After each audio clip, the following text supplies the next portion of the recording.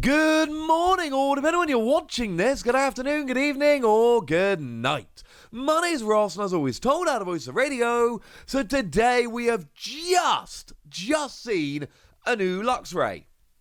And look, Luxray's fine, it's alright, blah, blah, blah. It's fine, alright? It's actually a pretty interesting card, which could see a bunch of play. We will get there in a minute. What I find way more interesting here is the Luxio. And actually, I've got to give a bit of love to Alpha TCG here for pointing out we've had a lot of Luxray in the Sword and Shield era. We had the one from Rebel Clash, we had the one from Battle Styles, we had the one from Fusion Strike, we had the one from Brilliant Stars. So just in terms of normal, everyday, run-of-the-mill Luxray, this is actually our 5th Luxray. And then, of course, you could talk about, the one from Rebel Clash was a pre-release promo. And we also had Luxray V. It's getting a bit ridiculous. But yeah, someone out there really likes Luxray. But that is actually kind of important because it does mean that if you're playing the Luxray line, you can mix and match quite nicely. I, for one, am quite a fan of the Luxray from Brilliant Stars, that for 1 energy does 50 damage for each energy attached to all of your opponent's Pokemon. So even if I'm not really playing that one, if I'm playing the Luxray line anyway, I can tech one of those in, and that is quite nice. We do also potentially have the top entry Luxio coming in here that lets you just bench it, which is lovely. However, the Luxio we've got, you are going to want the Luxio we've got, all right, ladies and gentlemen? You are definitely going to want that one. In terms of Shinx, I hate to break it to you, we don't have a great one. There's nothing particularly amazing. I suppose we do have the one that will do 60 damage for a single energy. The one that came around in Shining Face, which is quite nice. But that is about it. But anyway, we've got a new Luxray. We're going to start with Luxio. Luxio is amazing. Translations here are from me. Except for Luxray's ability. Luxray's ability does come from the lovely Antoine Boulet. It's really awkward, alright? I tried my best. But Luxray's attack and Luxio, all me, ladies and gentlemen. All me. And then I checked with Antoine, obviously. So what we've got here is a Pokemon for 90 HP. And generally speaking, 90 HP, it's a double-edged sword nowadays, right? Because on the one hand, yay, level ball, etc. On the other hand, boo, Sableye, etc. Sableye will run through this, that's a bit bad. Here's the thing, though. This attack is so gosh darned good, it might actually be worth it. Just please do remember that Sableye can potentially drop 12 damage counters for a single energy. They only need 10 cards in the Lost Zone, and that will KO 2 Shinx. We don't have a 70 HP Shinx at the moment, which is honestly kind of rubbish. Although maybe Big Parasol. Maybe Big Parasol is the answer. And that's one if it's attached to your active Pokemon. You prevent all effects of attacks, yes, including damage counters, done to all of your Pokemon. Although you kind of need to double Big Parasol because you know that decks nowadays are just going to be loving Escape Rope, which will get around you, etc. So look, we've acknowledged the whole Sableye thing, and we've seen that there is an answer. It's not perfect. Thing is, Luxio's nuts, because what Luxio does for just a single energy is it does 90 damage to all of your opponent's Pokemon that have a Pokemon tool attached. Yes. Absolutely yes. Now look, obviously this is play-aroundable because your opponent can just not attach a tool and that's fine. But you know what decks love doing nowadays? Air Balloon. Decks nowadays love using Air Balloon to free retreat, and in fact, the whole Comfy engine is built on getting Comfy in and out the active as many times as you can, to use the ability as many times as you can, to get set up in the early game. So, sure, they've got Scoop Up Net, which they're going to be using, and sure, you've also got stuff like Switch Cart, which is really good, but there comes a point where you need to retreat as well.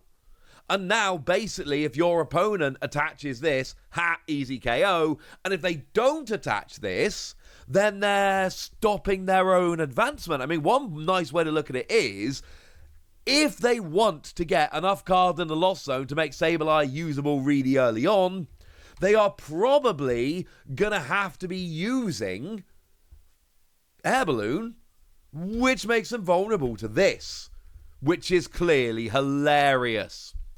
But it's not just that. We see a bunch of decks nowadays using the Mew from Celebrations. Very good card. Nice for setting up. But like all of these good setup cards, you kind of have to use them with Floatstone to get them in and out of the active fairly reliably. Oh, wait. Look how that worked out, ladies and gentlemen. Look how that worked out. Now, Mew is going down in one hit quite nicely. Now, you don't apply weakness and resistance for bench Pokemon, but you kind of do for the active. So actually, there is a world here where you actually use your own tool, which will ironically make you vulnerable to an opponent's Luxio if there is one, and you make that tool a choice belt, and then actually choice belt means that you're doing 240 to an active Palkia and getting a KO. Want to know a really dumb combo here that I absolutely adore? Super effective glasses. Because super effective glasses will actually mean you deal 270. 270. To something like a Palkia. Now, no, it's not a statement that Palkia has 280, but come on, something like a Glaring Digzagoon, don't ruin my fun.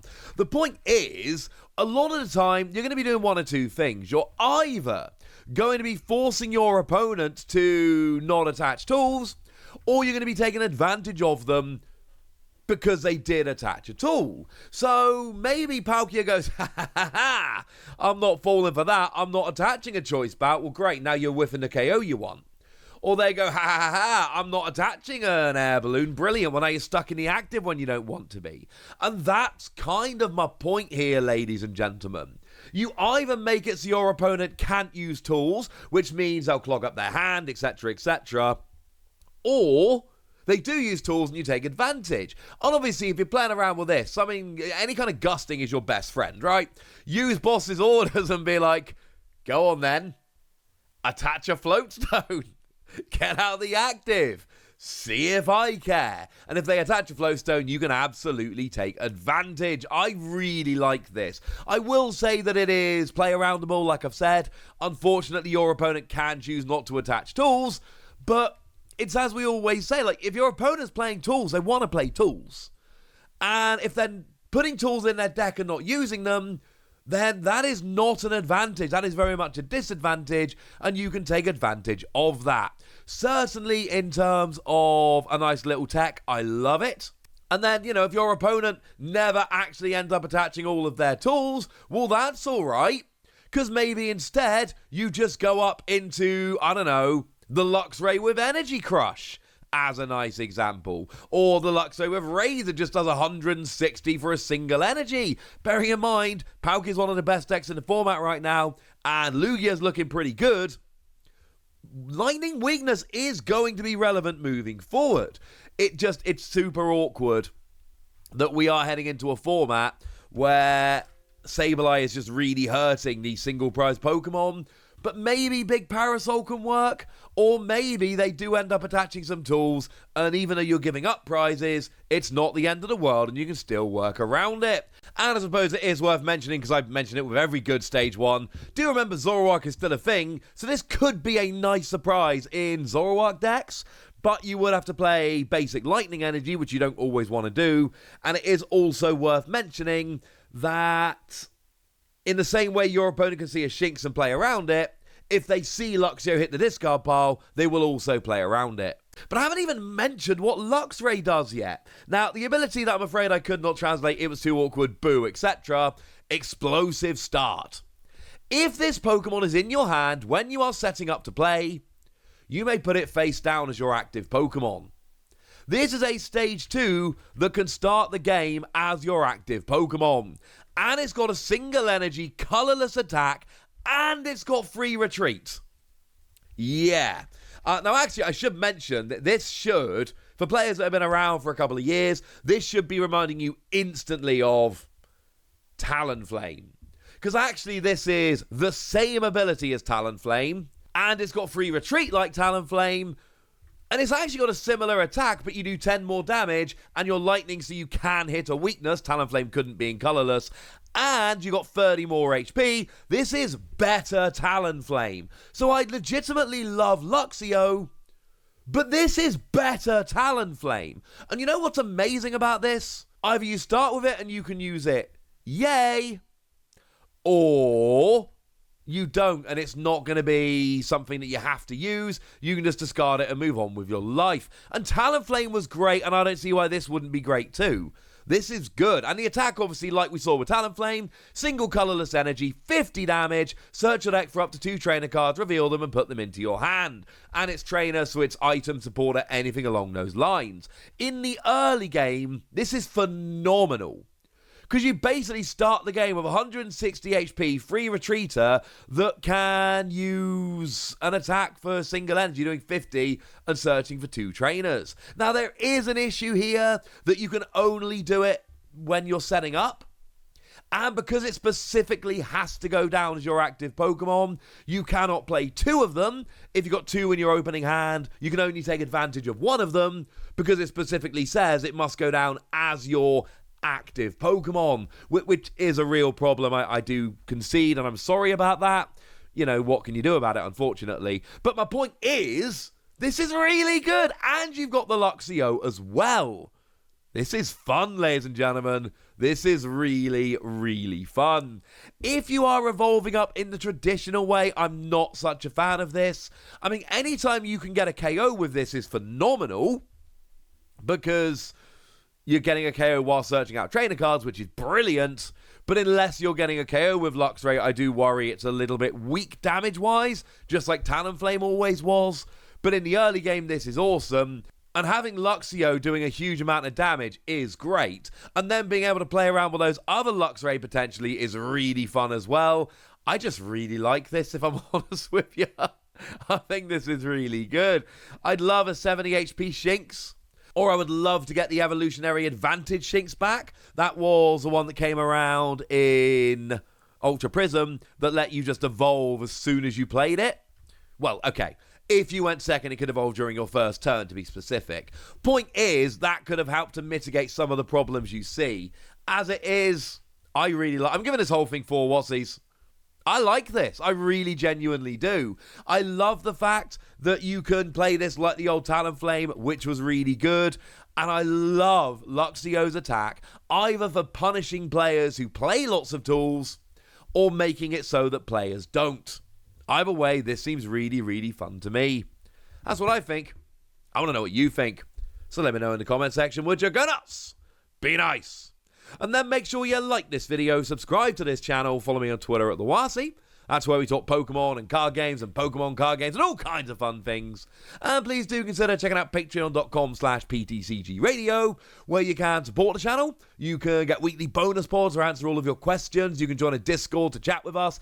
And you can get shout-outs on the channel like the lovely Trevs99, who's been one of our supporters for a couple of months now and is a very lovely person. So thank you for all the support. And thank you for being a very lovely person. But by far the most important thing, as always, look after yourselves till next time, would ya? Thank you very much for watching. My name's Ross, and you've been watching PTCG Radio.